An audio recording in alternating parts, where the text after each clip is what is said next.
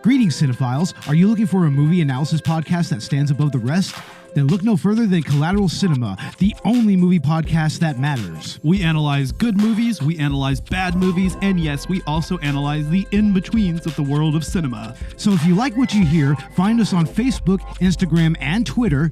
And listen to us on Apple Podcasts, Spotify, Google Podcasts, and wherever you get your podcasts. And yes, my friends, we are 420 friendly. So when you listen to us, smoke it if you've got it.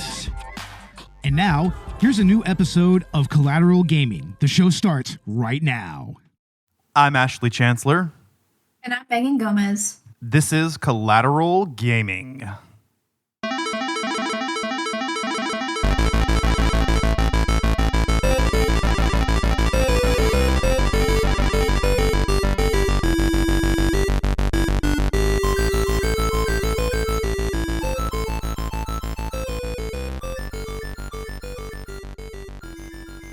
Welcome to Collateral Gaming, the only video game podcast that matters, where we focus on good games, bad games, and everything else in between in the world of gaming. We are podcasting straight from Houston, Texas, and yes, my friends, we are a 420 friendly podcast, so whatever you have, smoke it if you've got it. And welcome to our very belated, but nonetheless happy to release game launch episode on Doom: The Dark Ages. Yeah! I'm so freaking excited to talk about this, pal. You have no idea. Dude, well, and honestly, there have been so many new releases that I really actually wanted to talk about that I was like, oh my god, we have to do this. You know, this is super important. So that's the only reason why this took so long to record is, you know, we already have the backlog of episodes to get through. Plus, you know, the Switch just came out. The Switch 2. Yeah, just so many new things that came out. And then there is this game called Clair Obscure Expedition 33 that came and just consumed my life. Oh my god, I haven't played it yet, but Stream is begging me to play it. They're like, please, Mirror. I'm like, okay, I will at some point. I'm sorry. Zachary just started it, and he's like, oh my god, this game is phenomenal. Dude, I told you. I keep telling. I was like, I've been telling you guys for weeks. Like, you have to play it. He's like, oh my god, this game is a masterpiece. So like, okay, yeah. But we're here to talk about Doom, and I thought that this was a really, really important episode for us to do a game launch review on. Even though it's late, it was like because we talked about Doom earlier this season. We covered Doom 2016 as well as the original 1993 Doom. And by this time, we should also have a bonus round episode out on Doom Eternal. That way, you know, we're caught up on the modern trilogy now. So here we are to talk about Doom: The Dark Ages. Megan, why don't you go ahead and start us off with your first thoughts? Oh my god, first thoughts. I have been playing this for stream, which has been so fun. I've just been loving this game. It's so... First of all, climbing up the walls and just clawing into the fucking walls is so fun. And it's just, I don't know, especially as like a metal girly, I really just love the soundtrack. I'm loving it. Actually, I found out from my mod, shout out Ignis, this is my first episode announcing that. I do have a moderator now. My mod was actually telling me that it's based on like Nordic, metal a lot, and they use Nordic instruments in the soundtrack, which is so fucking cool. But I am loving this game so much so far. I'm having the time of my life. I'm just jamming out, listening to metal, and being fucking Doom guy. Like, how iconic is that? It's so fun. It is so fun. On the soundtrack, it is very good, but unfortunately, Mick Gordon did not come back to compose like he did with 2016 and Eternal. And honestly, that's sad because he's just such an iconic composer. He really took Doom and elevated it. But you mentioned, you know, that this soundtrack kind of has that like Nordic influence, which fits with the medieval setting, and it is still very, very, very good. I will just say, just slightly not as memorable as Mick Gordon's tracks. I mean, those are hard to top. I don't know what happened and why they couldn't get him back, but I mean, it is still at its core, it's Doom. I mean, you're playing and beating up these goons, and you are destroying everything in your path to that metal soundtrack. So much fucking fun, and I love how you get like the surges of like you just get like this bass like guitarish like small, and then like it builds up and builds up, and all of a sudden you're just full on fucking raging. It's like, yes, give it to me. Yes. I need to look up and see actually who did compose this, and see if composer Finishing Move. So it's a composer team. It's a company, yeah. Formed by Brian Tryfon and Brian Lee White, the Bryans. They should have called it Brian Squared. Yeah, they should have called it Brian Inc. Brian Inc.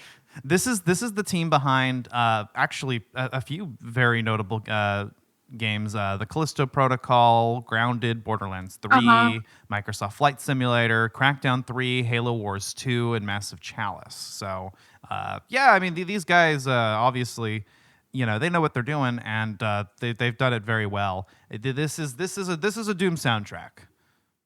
For sure.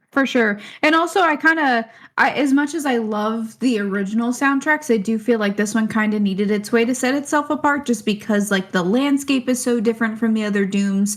Even like the atmosphere is so different from the other Dooms. Like it feels like Doom, but it's still different. So I'm kind of enjoying the different soundtrack and the different people, just because I feel like it's kind of like, in the best way. I don't mean this as an insult. It's kind of like the Andromeda of like the Doom series. Like it's like going in a different direction that we've never really been before. Yes. So I'm kind of enjoying like having that little bit of a different avenue to explore and feel through the music, even though it's still very much Doom at its core. Yes, 100%.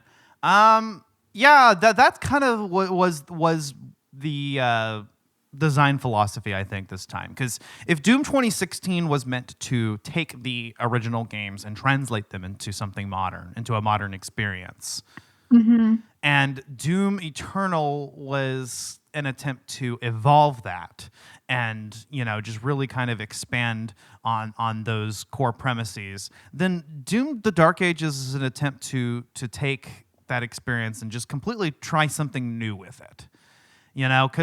And that probably was the best avenue for them to go. Because Doom Eternal is a damn near perfect game. I mean, that is just, it took everything that made Doom 2016 great and just went balls to the wall with it. And what do you really do from there? How do you improve on that experience? And I think that id Software has the right idea. They decided to just kind of just go in a whole different direction. I will say, I don't think I'm enjoying the Dark Ages quite as much as Eternal. I think Eternal still kind of has that.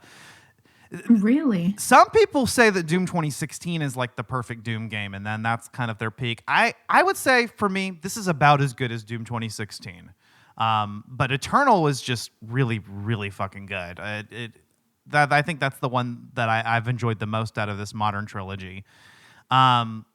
But I really do like the direction here. I like that they kind of just they didn't even really decide to kind of to take Eternal and work on top of that. Rather, they just went kind of back to the drawing board, and they're like, what can we do to make this very unique? And so, they've taken Doom and they've put it into a medieval setting. This is the story that Doom Eternal referenced in the lore and the codex entries played out. And this is actually kind of the bridge between the original Doom games, Doom 1, 2, and 64, and Doom 2016. So this is, setting up the Slayer for that path. And this is sort of the transformation of Doom Guy to Doom Slayer in a sense. Right. I feel like they've taken the Doom experience and really flipped it on its head, and kind of they're trying to make a way to like bridge gaps. I am kind of interested to see what else they could do within this universe, because I am really enjoying the princess and the king's kind of stories in this universe. I'm enjoying so far, because I'm Ash and I are only halfway through the game right now. We're trying to take this experience and really just run with it and roll with it. I kind of want to see like an outsider's perspective, like someone outside of the Doomslayer that spends time with the Doomslayer and how those relationships are, or maybe just like their perspective of what it's like living with the Doomslayer, or like having to see like what the makers are doing to him, you know? Like I want to feel like what that story is like too. Like their stories also intrigue me, because like she taps her hand on this fucking on the ancestral forge, like her body is like a direct lineage of like the ancestors, and like she's able to tap into that magic to create what's going on with his shield. Like I want to know more about that story. That's really intriguing me. So I'm wondering if they're going to go any directions with this at all. Yeah, and one element to this game, and in particular in regards to the story, is it is quite a bit more cinematic. Doom 2016 was, its story was told almost all through lore entries. You had to kind of find those codexes, and that's how you piece together the story that was going on behind the scenes. Doom Eternal started to introduce some of that cinematic cutscenes, but this really kind of took that to its peak. I know some of the purists are probably going to think like, oh, well, I preferred this style more, where you just had to seek out the codex entries and find out the story. They never interrupted the combat, blah, blah, blah. But no, for me, it's always going to be a better experience from a storytelling perspective to have these in-game cinematics, and they're really quite good here. I love the way that at the beginning of every single level you get some context for what's going on and where the story is going, and then once you complete the level, you'll get an ending cutscene that'll show you where you're at, almost as sort of a reward. And Right. no, yeah, the story is. I mean, I'll be honest. I haven't really been paying much attention to the story. I've mostly just been wanting to get to just shooting more bad guys and shit. But it is intriguing. I agree with you. I like kind of seeing this story played out, showing the Slayer in his kind of during that transition period, where he's becoming the Slayer that's mentioned in lore entries in both 2016 and Eternal. So it has been really, really, really cool. As far as the gameplay goes, I do really appreciate what they've done to kind of differentiate this and make this new. In fact, in a lot of ways, they kind of just overhauled the combat system. Oh my God, yeah. Really, a lot of the combat now is focused around the shield. That's kind of the big new Which is ability. cool. Yeah. In fact, Yeah. in a lot of ways, the shield sort of replaces both weapon mods and, equipment such as grenades from the past two games. So you'll see some things that have actually been removed from like the core gameplay mechanics, because they really kind of just focused it all around the shield this time. Because you're a dark medieval demon slaying Captain America.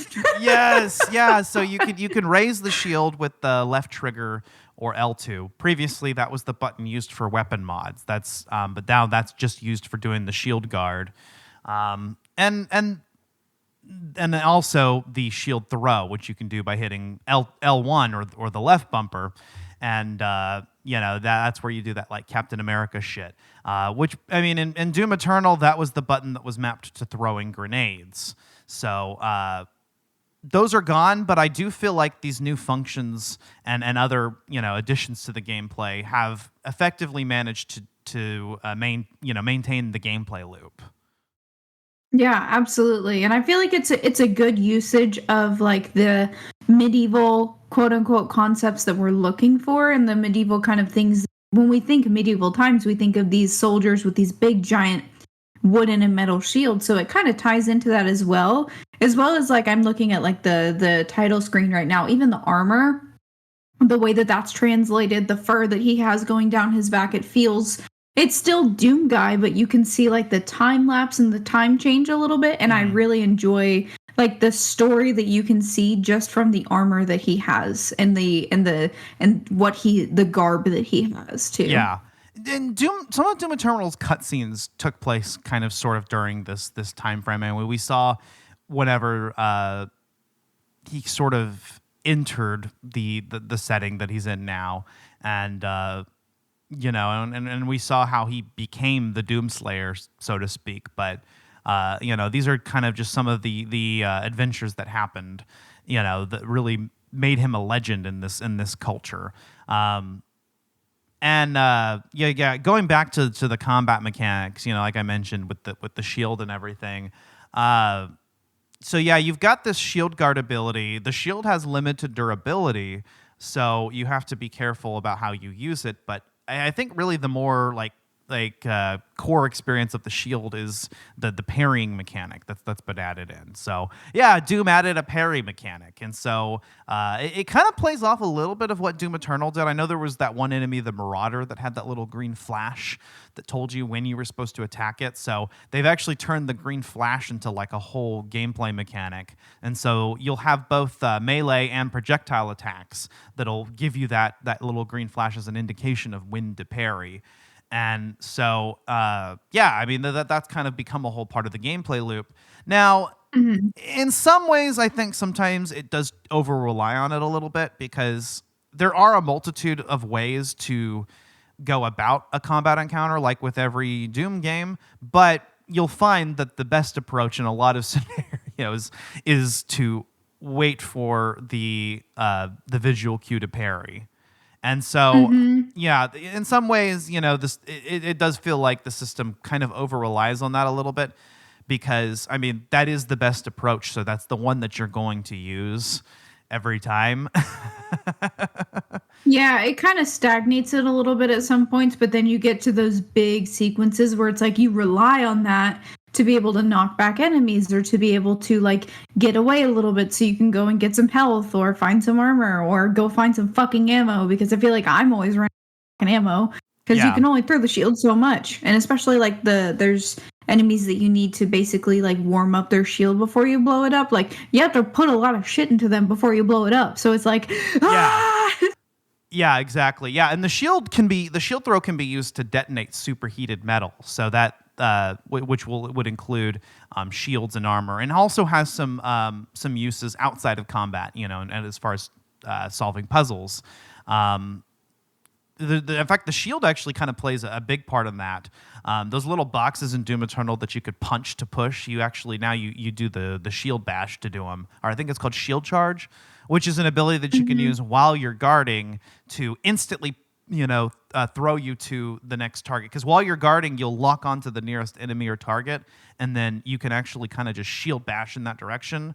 So they've removed the dashes from Doom Eternal, but that's one of the abilities that kind of compensates for that. That and the fact that there's actually a manual sprint button by clicking the left stick. Yeah. Yeah, exactly. So, and that makes Doomguy actually faster than ever, which is nice. But you're really not going to spend as much time dashing around and dodging attacks as you are, guarding against them. And again, waiting for that opportunity to parry. And I will say, I experienced that where the gameplay kind of stagnated a little bit, and as far as regards to that central loop of parrying. But the game kind of helps with that when you reach that midpoint and you start gaining the shield runes. I don't know if you've come across any of the shield runes yet. I just got my first one. Okay, yeah. You'll actually get a bunch of them in quick succession. Like, they keep giving them to you. So now I have all the shield runes. There's 4 different ones that have different effects, and you can swap between them. So I do really appreciate that. It does kind of add a little bit of more flavor to combat, because, as I mentioned, I mean, you're going to be using the shield a lot. I think that they throw a lot more enemies at you this time, and I think there's a lot more projectile attacks with those enemies. So, you can kind of just build a sort of play style around it. So, in addition to, of course, the shield guard abilities, we have the shield throw. That's used as in exploration as well as combat. There are some there's even some like, I don't know, God of War style puzzles where you can kind of throw the shield at something to kind of hold it in place. Yes. Yeah. Yeah. I had a puzzle that I could not fucking figure out, and I was like, "Oh my god, you dumbass! Throw the fucking shield, stupid!" Yeah. So the shield throw in a lot of ways actually does kind of replace the grenades.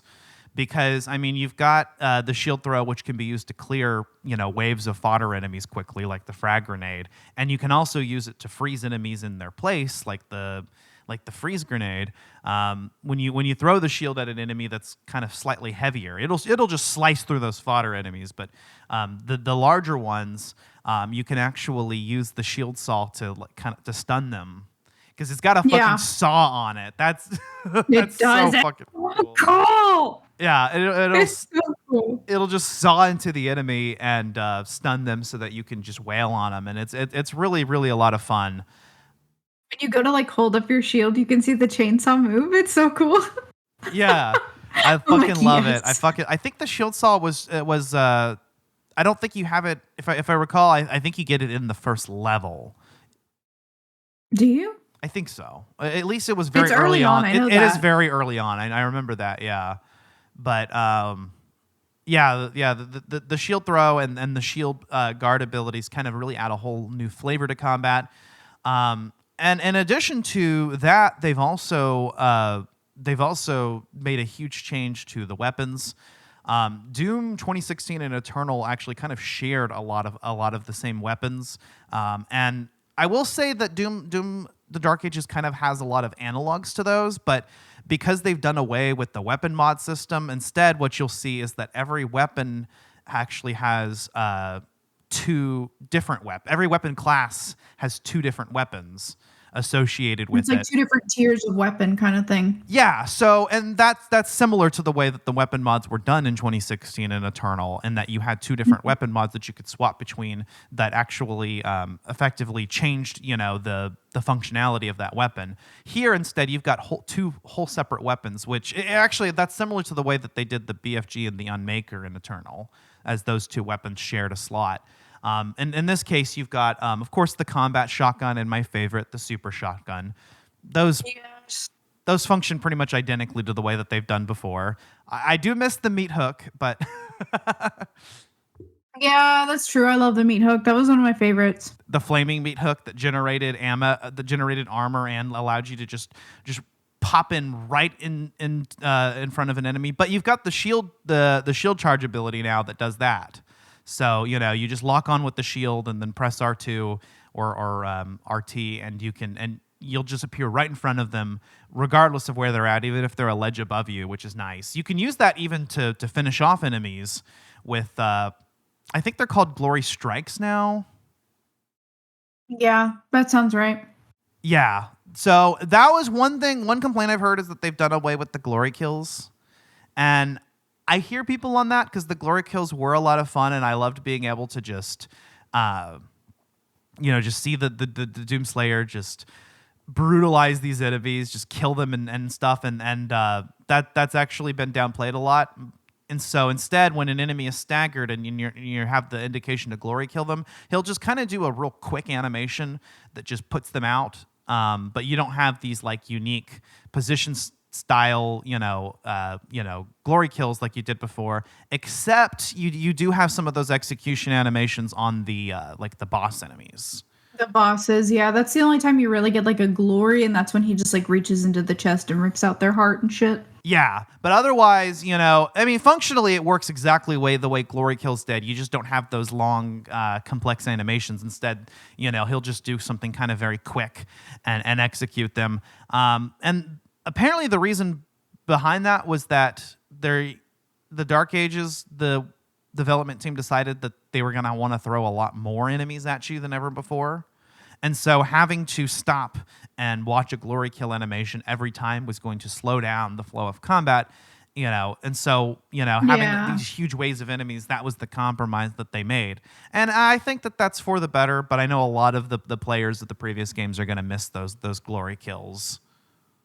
Yeah, but it does come to a point, because like the first, like, I'd say 5 to 6 chapters, like it feels manageable. Then it starts to really like amp up, and it's like you're seeing enemy after enemy after enemy, and it's like there's a whole field and you're blocked off. There's a red wall behind you and you can't go anywhere.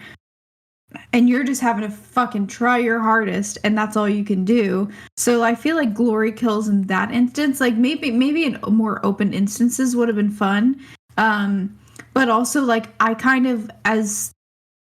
feel like it makes sense, like why they didn't do it. As much as I love them, playing the game, I get it. And also like having to like do like a cutscene in between all of that intense battle would be it would break everything up for me personally. Yeah. Yeah. So, I mean, I think in a sense that it does sort of help this feel a little bit more Doom-esque. And, you're just kind of just right in the action all the time. And, I miss the glory kills, but I understand why they were removed. And I think that it works fine the way that it is. I don't really fault it for that. I mean, at least, like I said, we got something out of it by having, just even more enemies coming at us. And a lot of new interesting mechanics to try out, and that shield charge is cool too because you can use it in place of the glory strikes, and you can there's glory. Okay, so there's two different things. There's glory strikes, and then there's also The melee stuff. well, there was some there. Okay, so there's two different things. There's one thing which is where you can execute the enemies, and then that works functionally the same as glory kills. And then I think what I'm calling glory strikes is actually the mechanic where, like, on some of the tougher enemies where you don't actually kill them, but you do a little bit of animation to remove a chunk of health. So there's that too. Like, some of the heftier enemies, they're not going to die the second you get the opportunity to glory kill them, but instead you'll just deal a chunk of damage. But yeah, like with the what are they called? Let me look. The pinky riders. Like you can knock the pinky riders off, and then it's just the pinky. Yeah, exactly. Though that's the most common one. That's the one I was thinking of too. You mentioned the melee abilities. Now that's a new thing. That's kind of similar to the blood punch that Doom Eternal had. And they've removed the chainsaw and the flamethrower from Doom Eternal, which one thing I liked about Doom Eternal was that there was a specific mechanic tied to every single pickup. So, you would do the glory kills and the blood punch whenever you needed to get more health or deal more damage and just kill enemies. You would do the flamethrower to drop armor, and you would do the chainsaw to drop ammo. They've dropped all of that, and I think the melee mechanic kind of just gives you everything. It'll drop health, ammo, and as far as armor goes, you just burning enemies, I'll actually make them drop more armor, which the combat shotgun is good for with some of its weapon upgrades. Yeah. But they've definitely simplified it quite a bit. I think the melee ability kind of just covers everything now. But there are now different melee abilities. I've unlocked 2 out of 3 of those. One of them is just the straight up punch with the gauntlet. The other one is the flail. With the gauntlet being better against single targets, and the flail being better against multiple enemies, and as well as breaking armor.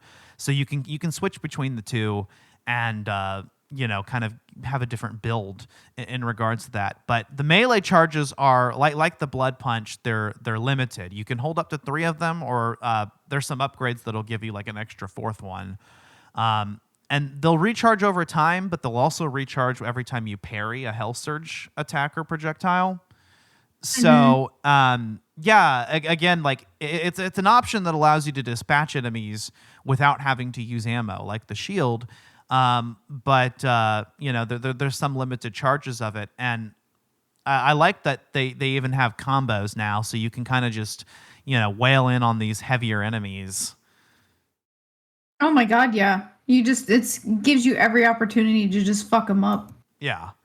So in a way, it's replacing both the chainsaw and the blood punch abilities, and from the last game. Yeah, true. I also feel like the combat in this, especially since we talked about it so recently, kind of reminds me of Hogwarts. And the way that it like once you get it down, it kind of feels like, and like once you're able to like get to where like you kind of are moving through all your weapons, you're moving your ammo types, you're going through with the shield, you're going through with the flail or the punch or whatever you choose to do. Like once you've got your build figured out, it becomes just like this elaborate dance of like, let's go here. Okay, I'm going to turn around, go get this health, and then I'm going to go grab this ammo, and then I'm going to get this whole right side over here. And then I'm going to back up, do the same thing, go get the other health pack on the left side and take out the left. Like it's so interesting to like be able to kind of strategize where you're constantly having to fight enemies, just always. Yeah, yeah, there is definitely a lot more strategy involved. I do miss the enemy weaknesses from Doom Eternal. I thought that was really cool how every enemy was weak to a particular weapon or had a particular weak Yeah. point that you could exploit. But there is still a similar element of strategy here that allows you to sort of and I think it does still, like Doom Eternal, push you to use all the weapons. Doom 2016, one of the big issues was that once you found a weapon that you liked, you could just use that. So like you got the super shotgun, Yeah. and that's all that you needed. Doom Eternal fixed a lot of that by having the enemy weaknesses that would incentivize you to use different weapons. I think this game in a different way encourages you to use the different weapons. And I do like the way that the weapon upgrade system works too. Like I mentioned, the weapon mods are gone, but a lot of the functionalities that you would get out of the weapon mods are achieved by having, the weapon class with two different weapons on every slot, as well as some of the weapon upgrades just sort of passively add those effects to it. And there are even some like branched upgrades that you can get. Similar to how they did Spider-Man 2, where once you unlock it, you have two different upgrades that you can pick from, and you can change those in order to again, like you said, build your character in a different way and approach combat differently. Yeah. So that's really cool, and you're able to upgrade when you get to those Sentinel shrines, and you can use gold, ruby, or the other pickup. I don't know about you, but I've actually been every time I finish a level, I'm actually spending the time to go back and 100% it before I move on. I haven't done that yet just because I've been mostly playing it for stream because they've been so excited about the podcast because it's now in my stream. I think like if there's like 5 comments, then like every 20 minutes it promotes the podcast. Nice. So yeah, it's like a big part of it and like something that I like enjoy talking about. So anytime I'm playing a game that's for the podcast, I'm trying to just like get through it with chat and like with stream as quick as I can. Yeah. And like ask them their perspective too, so I can kind of take that into account whenever I'm thinking about what I'm going to talk about on the podcast. So it's really fun. Yeah, no, that's actually really good. And I guess that makes sense. When you're streaming, you don't want to go back and replay the level that they just did. Yeah. But I will say, Doom 2016, I really didn't have as much of I didn't really feel like I had as much of an incentive to go back and redo the levels and get all the extra stuff. Whereas with both this and Eternal, I think I did feel a little bit more of an incentive to do that. Mostly because I feel like they do a good enough job of showing you everything that's available in a level, so you can try to grab everything before you actually complete it. I do miss the fast travel mechanic that they had, because at the end of Doom Eternal, when you got to the end of the level, you could teleport all over the map, and I thought that was a really nice addition. But one addition they've added to the Dark Ages that is also really nice is that they show you every point in the level that's like the point of no return, to where like, okay, you can't go back after this point. So that's an indication to the player, okay, you need to go back and collect everything that you haven't in this area before you move on. And they'll do that multiple times in the level. They'll show you every time you get to a point where you can't return to that area again. So functionally, they've still managed to achieve that good, because I'm like, okay, once I see that little icon pop up, then I realize, okay, now I need to go back and grab that thing that I wasn't really sure how to get earlier. Yeah. You know what's something that we haven't talked about yet that I really feel like we need to just dig into because I'm so excited about it and I had so much fucking fun? The mech suits. Yes, okay. There are 2 new gameplay additions that they've done to really diversify the levels. And one of those are the mechs. The other ones are the dragon levels. We'll talk about that later. So but fun. Yeah, the mechs are really, really, really cool. And both of these types of levels are sort of sparsely populated. I think I've only come across 2 mech levels so far. Yeah, I think chapter 4, and then I don't know that I've hit another one since then. Yeah, Chapter 6, maybe. I'm at chapter 14 now, so I've come across one more mech level. Those are really fun. That being said, there was so much time spent between the first mech level and the next one that I almost kind of forgot all the controls, and I had to like kind of reacquaint myself with all of them.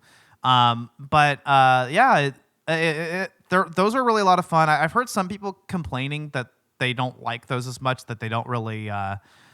They're just not as fun as the traditional levels, and they sort of break up the pace of the game. But I actually enjoy them. I think that they're short enough that you really don't worry about breaking the pace of things, and they're a welcome addition as far as, again, diversification.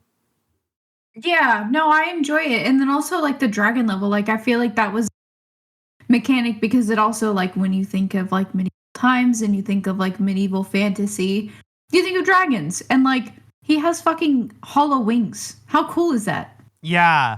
Fuck you.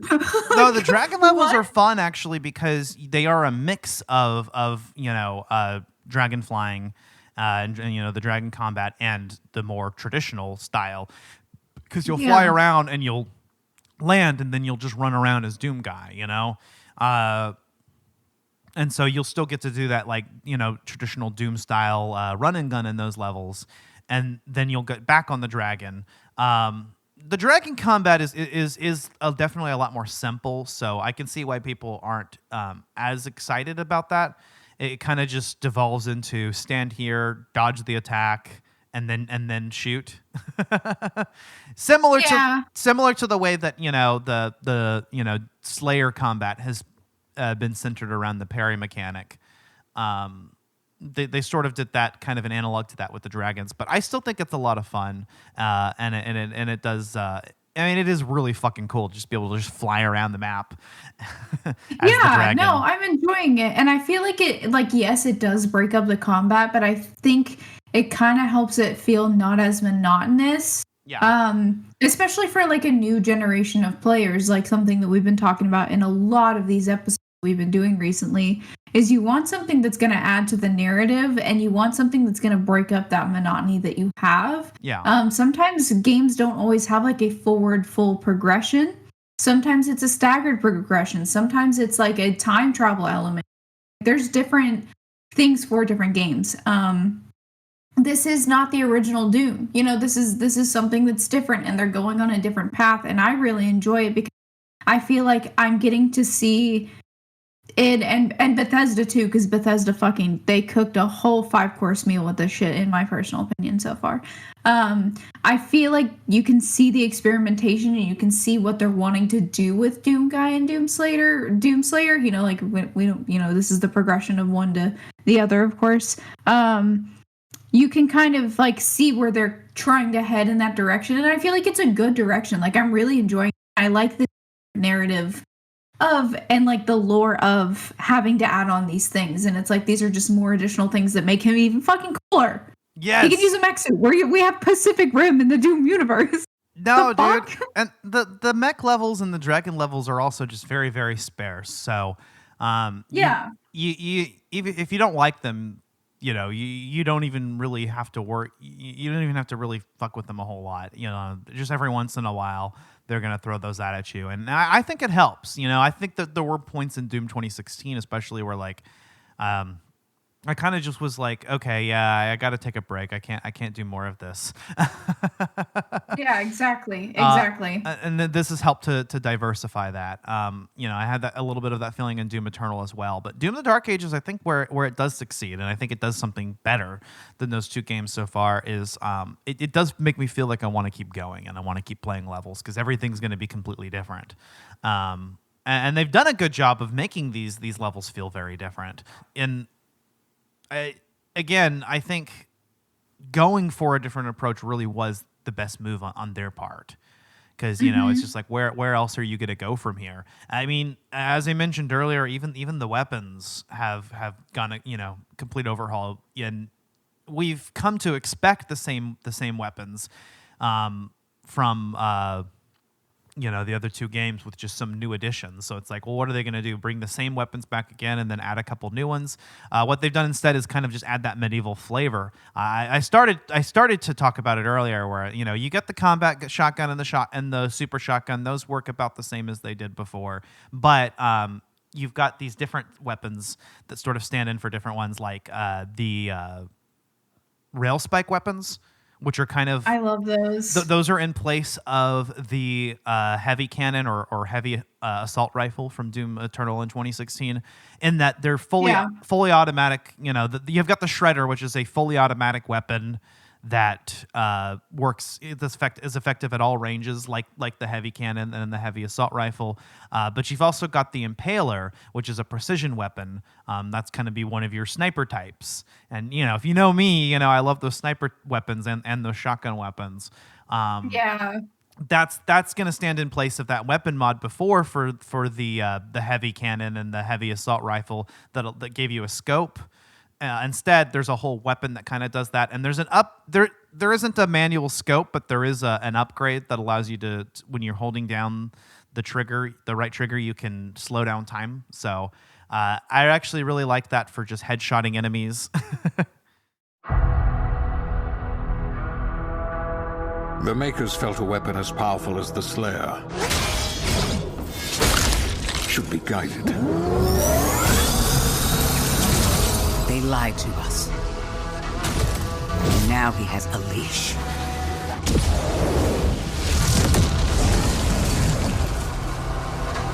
He's not one of us. Our enemy is divided.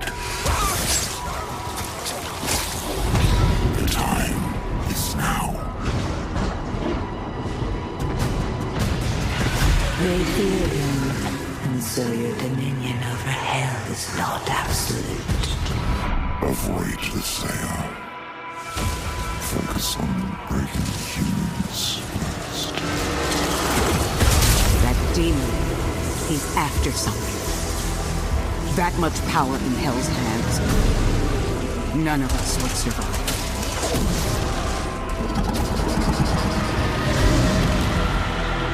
Bishop Creed, we need him. Launch the Slayer. Impact confirmed. The Slayer has been activated.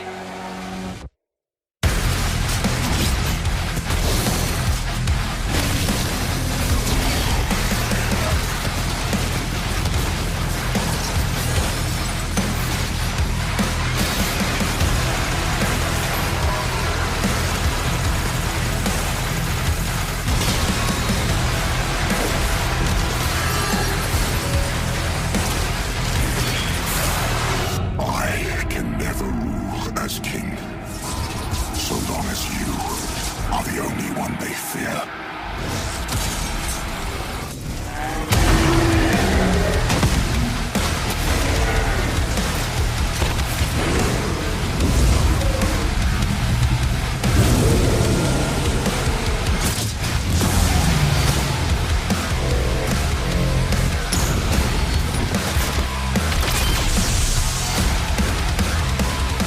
Stronger than maybe even you.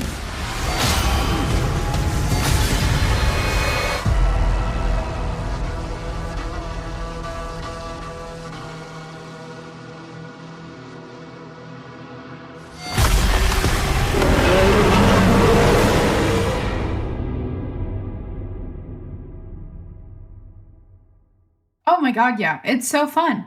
Yeah. It's literally the most fun ever. Yeah. To just be like, fuck you.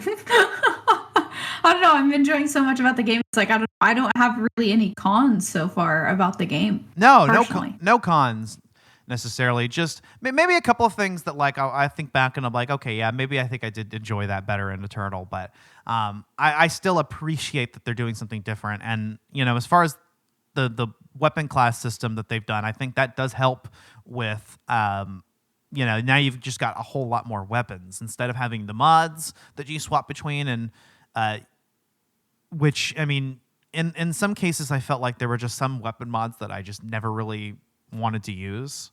And I would only switch to it for the case of switching things up, but in this case, because you've got two different weapons which achieve different functions, I actually am finding myself swapping between them a lot more.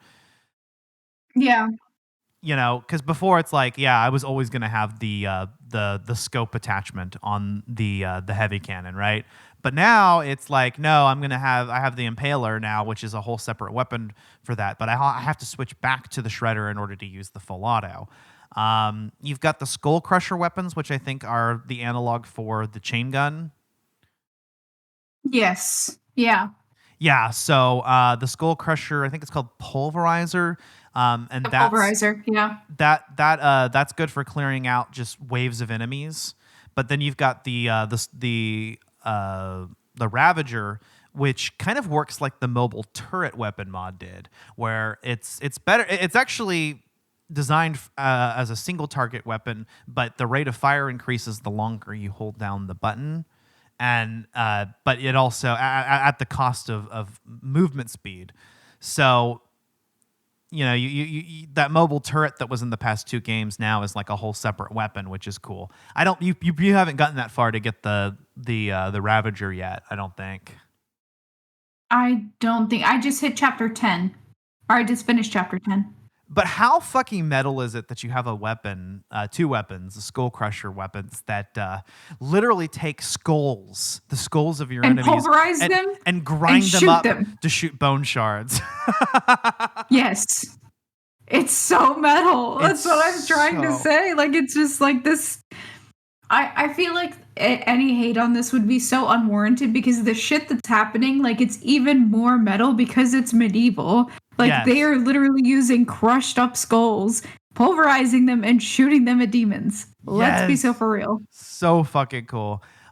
You've got replacing the plasma rifle, the plasma accelerator, and plasma cycler, with the difference between them just being different rates of fire and being effective at different ranges.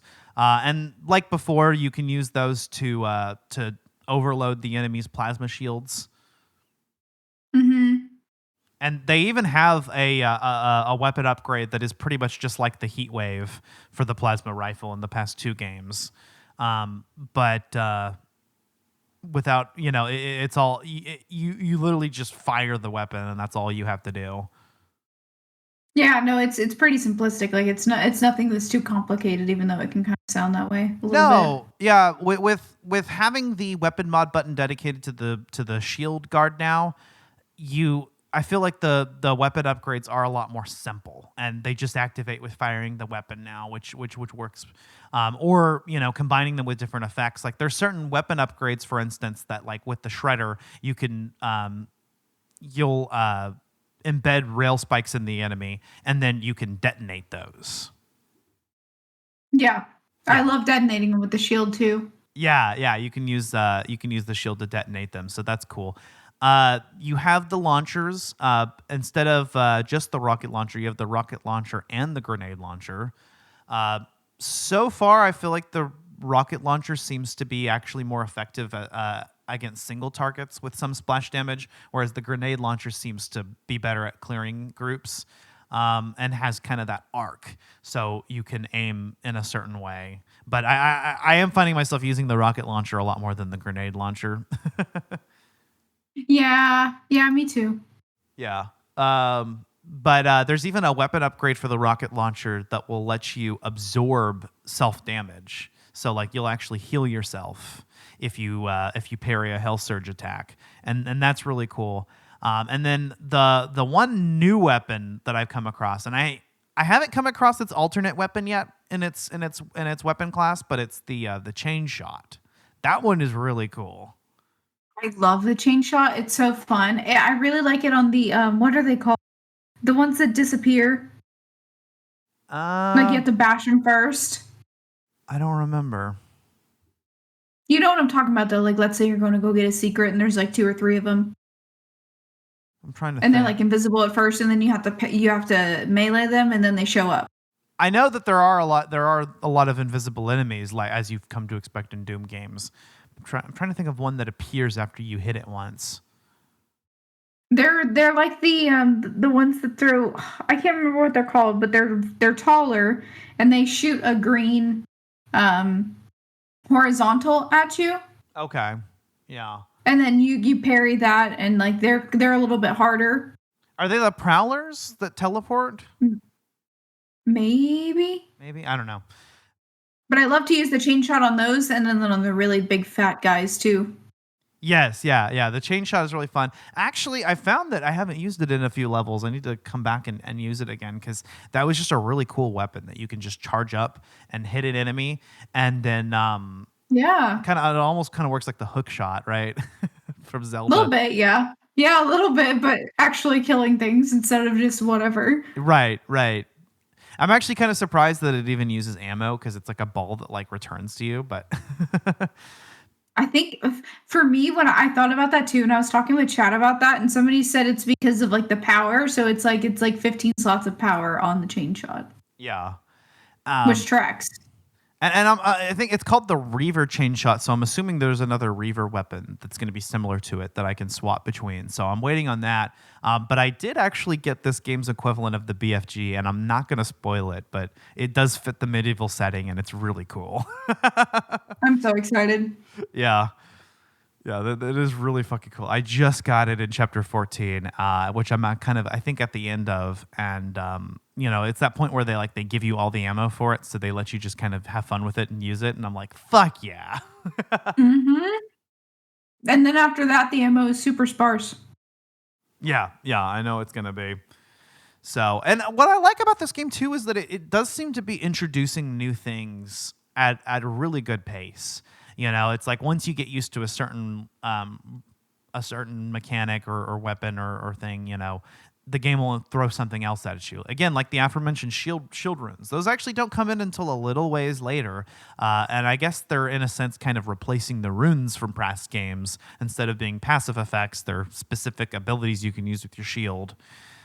And, as far as the way that the upgrades go, it's all kind of been centralized. Like you have upgrades that you do at Sentinel Shrines, and that applies to weapons, melee attacks, and shield abilities. Mm-hmm. So everything gets kind of a centralized upgrade system that uses the same currency, which is really nice. I mean, if there's one complaint I could have about Doom Eternal, it was that, there's just way too many like different systems going on, and that can get a little bit confusing. This one kind of just, it really felt like they aimed to just kind of simplify everything. Hell, even the way that you upgrade ammo, health, and armor now is just done kind of for you. You don't actually like pick, Combat. yeah, you don't pick those things. You just, when you take out the leader enemies and you rip out their heart, like you mentioned earlier, you get it just randomly gives you, I don't know if it's random or if it's scripted, but those specific encounters will give you the health, armor, or ammo upgrade. Mm-hmm. So those are kind of just delivered to you throughout the game. And honestly, that maybe kind of works for me, actually, specifically, because, I don't really like having to pick, I'm always never sure, like, what am I going to pick? These all kind of sound useful to me. But I know some players are going to lament the lack of player choice in regards to it. But again, for me, that works very well because I kind of just like to upgrade everything in a pattern and at the same time and kind of just be well-rounded. Yeah, no, I can see that. Yeah, I do too. I like to be well-rounded as well. I do like how you get the upgrades by defeating, the boss enemies. That actually is was a really good choice on their part because it gives you sort of like a reward. It makes that combat encounter feel all the more satisfying because those leader enemies are really spongy, and you're gonna be just shooting round after round at them, and once you do, you get that little heart animation, and then it tells you that something upgraded, and you're like, okay, fuck yeah. Yeah.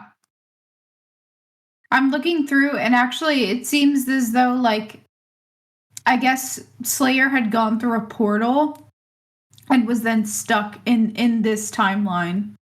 And that's how, like, this storyline came about. Yeah. And they had heard of him, the denizens of hell had heard of him and like had heard who had escaped, and they were like they're scared shitless of him. Which like I would be too. I think at the end of Doom 64, Doom Guy is just like stuck in hell, and so that's where he was. He was just chilling out in hell, and then like like the makers found him, and I actually like how this game starts out, and you actually see that he's like tethered and he's like under their control, and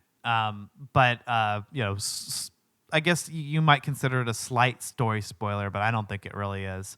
I like that once he's untethered, he kind of just still continues working for them. He's just like, I'm just here to just kill demons. So yeah. No, but I wanted to touch on this though, because like looking at and assessing the way that, because he doesn't speak, assessing his mannerisms and the way that he is around these people as well, you can kind of feel and sense his human morals, and you can really sense like the human side wanting to like have like, because humans, like as naturally as we are, like we have a lot of empathy and like run on like this sense of empathy, and you can feel like the morals and the empathy kind of shine through whenever he's like around Princess Thera, I think is how you say her name. I'm probably butchering that, but but you can kind of see like the connection that they have, and you can see how much it pains him to be tethered. And like I was like talking with Chad about this. I was like, I know that he is Doom Guy. I understand Slayer, but he is a human, and these people are not human. Like they don't have the sense of like what makes a person a human in them, but he does, and that's what makes him such a good Doomslayer, because he's human. Yes. And he has like these morals and these empathies in him, and all he wants to do is like protect from hell and make sure that like these types of things don't happen anymore. He's like, I want this to end. I want like peace. I want like there to be no more bloodshed for people who don't deserve it. And I can like feel and sense that in just the way that he interacts with Thera. I don't know. Maybe I'm reading too much into it. Maybe I'm reading too deep. Maybe I'm reading too much fucking romance novels. I don't know. I'm not saying that there's going to be romance between them. I'm just like, I can see human empathy, the way that he deals with her a little bit more than like dealing with other people. Yeah. Especially the makers. He does not like the makers. I do. I did kind of pick up on a little bit of what you're saying. Like, I like how like there's a moment where like she's telling him something and like giving him some kind of directive, like we need to do this. These people are, in trouble or whatever, and he just kind of just nods. He's like, yeah. Yeah. And that's like the most you're ever gonna get from him. But like you can feel like his sense of duty, wanting to take care of like the innocent people, and I really find like a really good connection in that. Yeah. Doom Guy is about one thing and one thing only. It's fucking up demons. But like you mentioned, there is sort of this humanity behind him. Like, why does he want to kill all these demons? Well, it's so he can protect people. That's his duty. That's what his duty has always been. I mean, we all know this is the same Doom Guy that punched his superior officer when being told to fire on a crowd of unarmed civilians. So he's right about the people. He's for the people. He is the Doomslayer. He's full of civility and honor. Yes, yeah, that's what he's there for. And again, Doom Guy in the original games was just really this really badass Marine that just fucked shit up and just somehow was just literally just a dude that managed to make it through hell through rage alone. But the Slayer was the invention of like this sort of process that turned him into kind of a god. So it's like, let's take this dude who was before just a regular ass dude, but was so fucking powerful he could punch demons in the face, right? Now let's make him a god. Right. But I feel like also they made him a god because of civility. Yeah. Because he is always going to do the right thing. Right. Yeah. He always has humanity's best interest at heart. But I guess we'll sort of wrap things up here and get into our final thoughts, starting with you, Megan. Final thoughts. Again, I'm only just under the halfway point of the game, but I am genuinely thoroughly having so much fun and enjoying this game. I feel like this was like the breath of fresh air for the Doom. I guess I don't want to say universe, but for the Doom series that we needed. I'm excited that we're venturing off on this. I'm really just loving this game so much so far. I love the soundtrack. I'm loving the story. I'm loving the combat, the gameplay, the lore, the codex stuff, all the secrets. I'm having so much fun with secrets. It's been a blast, and I think that it's a really good game. I don't love how expensive it is, just because it does seem like it's. I understand that things are going up and we're in a time of inflation, and I get that, but $80? Is it $80? I don't know. I got it on Game Pass, so. Yeah. That was another thing I wanted to touch on too, is it is on Game Pass, but not everybody has that. So that's another reason I'm playing on stream. Is because, people are wanting to, play this game, but they maybe don't necessarily have the funds to do it or have Game Pass. So, I'm having so much fun playing this game, and I genuinely think that great job. So did Bethesda. I feel like they really, really cooked with this one, and I think that it's worth it. Even if you're gonna watch somebody play it or watch a playthrough, like, give it the opportunity, give it the chance in some capacity, even if it's not something that like you would want to play or would expect from them, or if it's not like the Doom that you want, like you'll understand why it's a good game. Like, I feel like you'll see that I'm loving it so far. So yeah. No, actually, it's $70, so that's the standard game price. And I think that's it is what it is. I mean, games are just $70 now. I mean, I feel like games have enough in them, enough content to be worth 70, but where I start to worry is when the standard game price is going to rise to 80 for some games. That does bother me a little bit, but even so, this is on Game Pass. So I've mentioned this, I think, in the last couple episodes we did that were Game Pass titles, but Game Pass is a really nice feature, along with PlayStation's equivalent of it, but Game Pass in particular I think does this the best for allowing you to try out games and see if you really like them before you spend money on them. It's kind of one of those things where it's like, hey, just fucking try this. There's really no reason not to. Like I say about Expedition 33. It's on Game Pass, so just go fucking check it out. And Doom: The Dark Ages is honestly another game that I can recommend like that, because this is actually honestly a game that's fine as a starting point for Doom, because it is a standalone adventure that works as a story by itself and delivers an experience that's going to be different. And you can kind of jump to any of the other Doom games from here. I mean, this is actually a really good setup if you want to, because this is a prequel to 2016 and Eternal. You can play this first and actually get that background already. Yeah, that's a good point. Something like Doom Eternal, for instance, I'd probably recommend that after playing Doom 2016, just because it takes 2016 and expands on it, and it might be a little bit overwhelming. Yeah, it's like Breath of the Wild, Tears of the Kingdom. Right. Like there are some games where, like, I wouldn't say start with Doom 2. No, start with Doom 1, because Doom 2 expands on Doom 1. But no, this is a Doom game that's different enough that you can start with it. It is a good starting point. But I mean, as far as my overall thoughts on the game, I mean, I'm having a fucking blast with it. It is fucking awesome. Again, for me, I feel like this is about as enjoyable as Doom 2016 was. And even though some of the things that I really liked about Doom Eternal aren't present anymore, they've managed to replace those with different mechanics. And again, like, the fact that id Software is able to continue to deliver an experience that is definitively Doom while trying out new things is really, really awesome to me. So in some ways, this is kind of like the Doom 3 of the modern trilogy, right? Because it's like, here's something that is quite a bit different than what we've done before, but it still is Doom. And I will say, at least in regards to Doom 3, I mean, at least this is still like a action-heavy Doom game. So, and it's still going to have that like frenetic, fast-paced combat, but you are going to be standing in place and guarding a little bit more than in previous games. So it's like a different flavor of it. Yeah, no, it's the medieval equivalent of, like, you don't have like assault rifles. You have a fucking shield that is a chainsaw. So Yeah. You're gonna need to stand and hold your ground. You're gonna need to have that like knight-like experience. You are a knight, literally. So it's not like you're a marine where you're like ducking and covering. Like you're just standing there with your shield. So it's obviously gonna be a different experience, but I think in the best way. Right. Exactly. Yeah.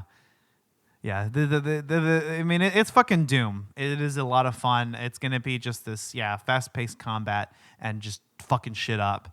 So fuck yeah, with those metal soundtracks. Metal as fuck, man. Metal as fuck. But all right, guys, if you enjoyed this episode, stay tuned for more content very soon.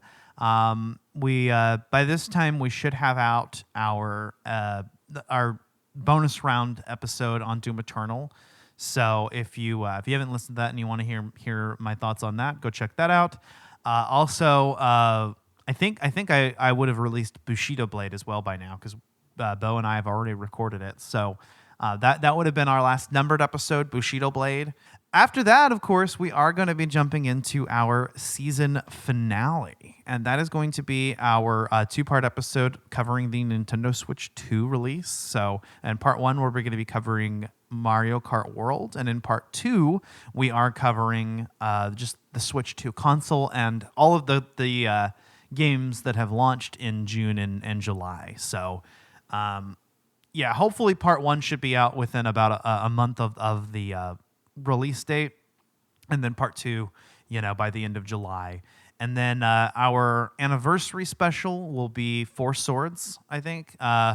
So Four Swords Adventures could also work, but I think we're going to do Four Swords and just kind of have a let's play where it's you, me, Zachary, and maybe Bo can join as well, and so we can have 4 of us and just play some Zelda multiplayer. Be fun. Hell Yeah. I'm excited about it. Then that'll be our anniversary special. This year we are doing it actually after the season, during the postseason, instead of in January or February like before. And I think that works a little bit better.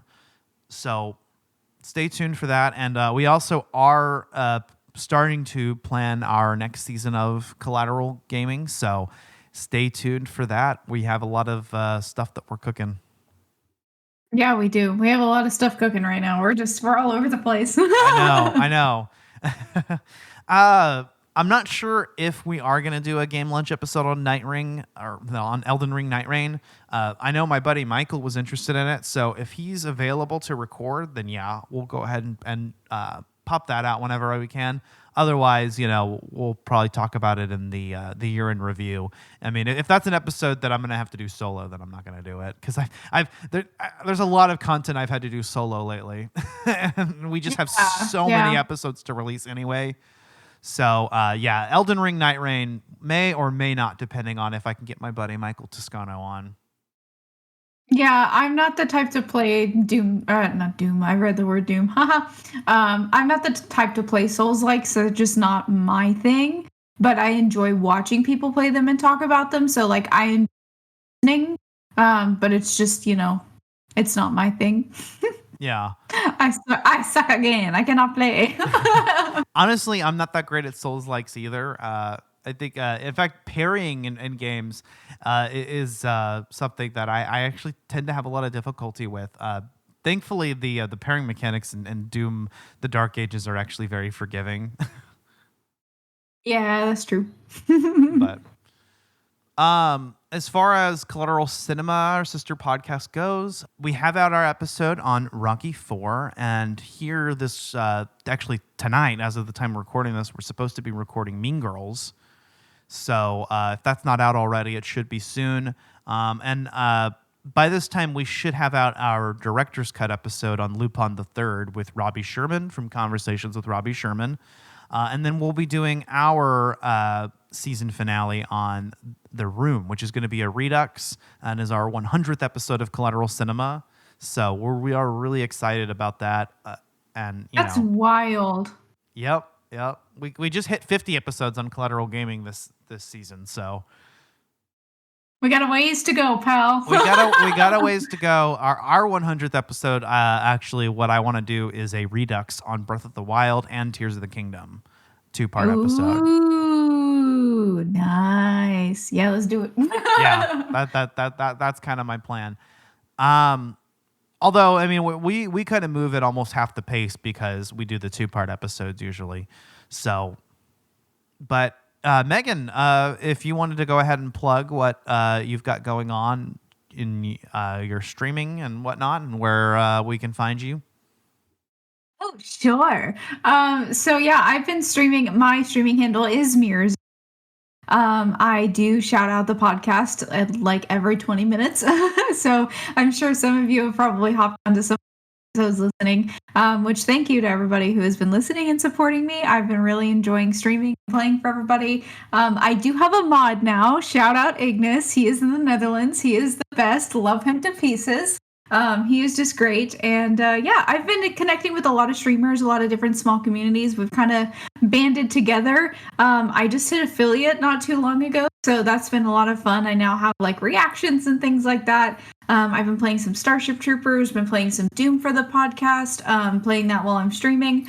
Right now I'm only on Twitch, but I am looking into making like a TikTok and all of that stuff just for like my streaming handle. I'm just kind of in the baby phases still, but I am streaming pretty much every day. I do have a Discord server, the Hall of Mirrors. You can check me out there as well. I with everybody and hang out with everybody. And yeah, we do a lot of podcast related plays. We do some other plays. We do quests. We do Starship Troopers. I've been playing that a lot too. It's just so much fun. It's a blast. I'm having so much fun with it. I love it. Fuck yeah.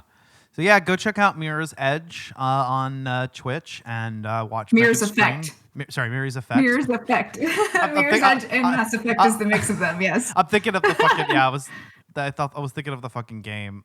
It happens a lot. That's why I just say Mirrors, but yeah, it's Mirror's Effect. Mirror's Effect. Yeah, we'll have that in the show notes. If I remember to put it in the show notes, I should be putting it in the show notes. It's okay. I get it. Yeah, go check out Megan's streaming content, and here very soon, maybe during the postseason. Yeah, like we've teased before. I think we can start doing some collab content. Yeah, but I do it. I think we should all stream on our respective sides when we do the Four Swords episode. Oh yeah, for sure. I think that would be really fun to have that like recording as well, something to look back on. Yeah, that would be really fun. So especially for year in review.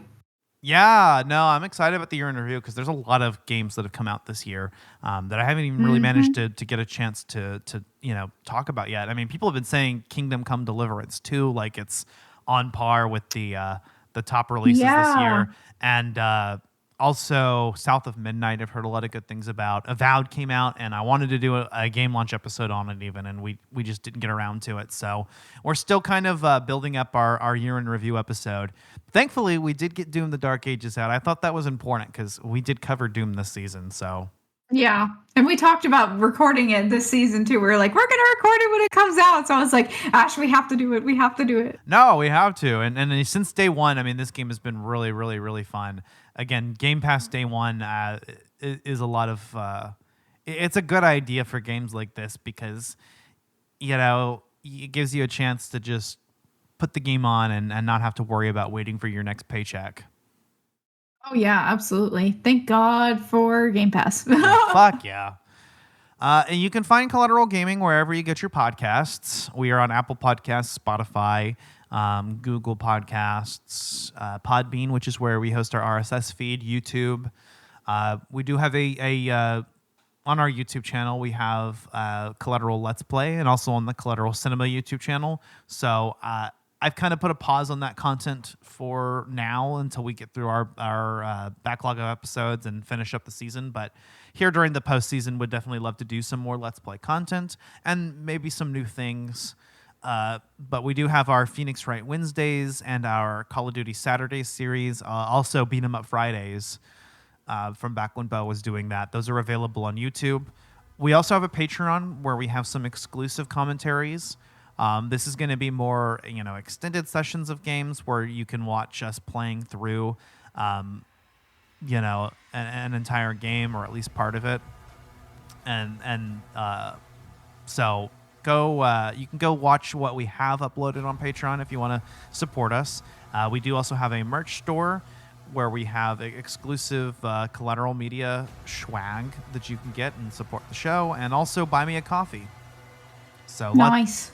Lots of ways to help us out if you feel like you want to do so, or if you don't want to have to spend money but you want to support the show, you can also give us 5 stars on Apple Podcasts or feedback on your platform of choice. You can find us on social media. We are on Blue Sky, Threads, Instagram, Facebook, and Twitter. And I think that's just about it. Yeah, I think that taps us out, pal. Alrighty, well, with all that being said, I've been Ashley Chancellor. And I have been Megan Gomez. This was Collateral Gaming. We are out. Goodbye.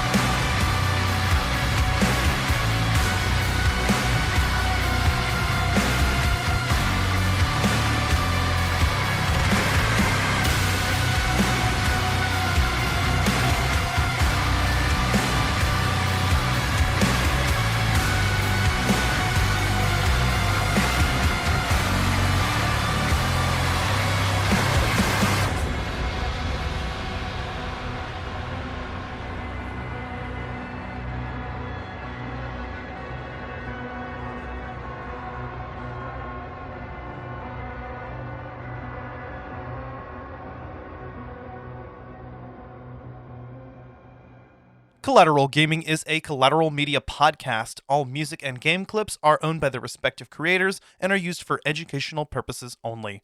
Please don't sue us. We're poor.